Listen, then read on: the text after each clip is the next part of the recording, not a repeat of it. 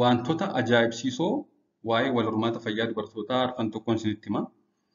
Isaan keessaa kan jalqabaa mucaan saalaan durba taate tokko gaafa dhalattu hanqaaquu miliyoonaan lakkaa'aman oovaarii ishee keessatti galaa godhattee gadameessa haadha ishee keessaa baati.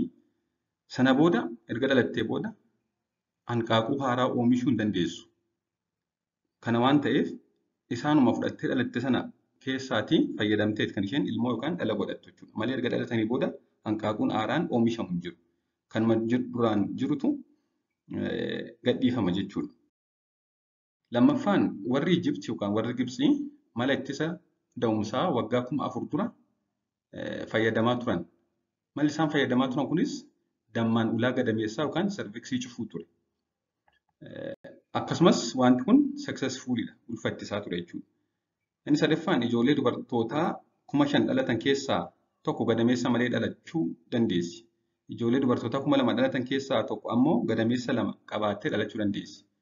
5,000 keessaa tokko gadameessa gonkumaa hin qabanii 2,000 keessaa tokko immoo gadameessa 2 qabu al takkaatti jechuudha.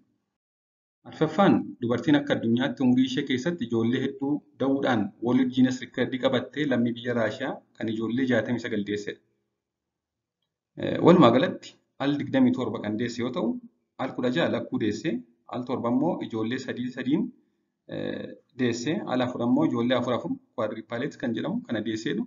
Waliigalatti 69 deesse jechuudha. Galatoomaa turtii gaarii.